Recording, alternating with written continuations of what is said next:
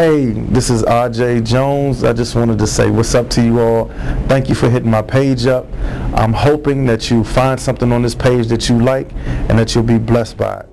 I never thought that I would ever compromise in the other world. No.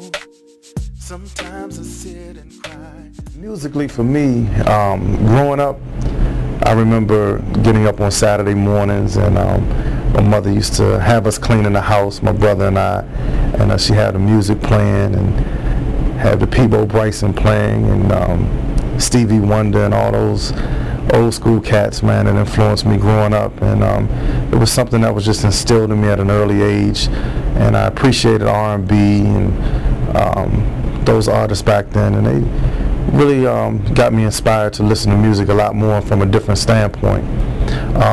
Some of my influences, I would say, are artists such as Stevie Wonder, because Stevie Wonder is such a great songwriter. He's passionate about his writing.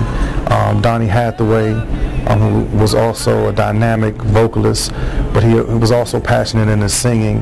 Marvin Gaye, he was silky smooth, but he was also very socially conscious about what he wrote. But he was just also just a beautiful vocalist, and you could hear all of that in his way. Peabo Bryson. I love people like Fred Hammond, Israel and New Breed, Karen Clark Sheard. Some of the newer artists that are just musically inclined to just write from the heart.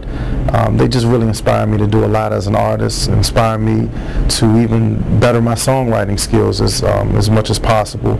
Another artist that I really enjoy, who's a dynamic songwriter and a vocal arranger, is Kenny Green. He was a former lead vocalist of the group Intro, R&B group Intro, who passed a few years ago.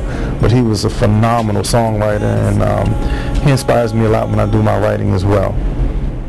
I guess I first realized that I had a love for music. The first show or concert I ever went to, I remember a very close family friend of mine was a lead vocalist at the time for a DC group, Rare Essence. His name was Lawrence Maniac West, and he took me to an outdoor festival that they played at, and it was the very first time I had the opportunity to see a live performance where a band just gave you showmanship from beginning to end, and it just blew me away. And from that point, I knew that music was something that I really wanted to be a part of. In what capacity, I didn't know at the time, but I knew that I wanted to be involved in music some kind of way. So I think that particular concert and show just really inspired me to really want to be a part of music in some form or fashion. So in high school, I would walk around the hallways singing, but I never really felt like it was something I really wanted to pursue, to do full time, or to do other than just singing around the house and singing around the hallways in school. But eventually, after graduation, I bumped into a couple of guys that went to school with me, and we began to put together some songs just off the whim. We just started writing songs and so forth, and we wrote one particular song and decided to let people hear it, and they were just blown away with the writing and the song itself. And we continued to write and eventually became a group, and the name of the group at the time was called First Impression. And we did a lot of engagements and shows over the years that we stayed together. We did homecomings, we did proms, we did city events, outdoor events, amphitheaters, concerts, you name it. That's what we did.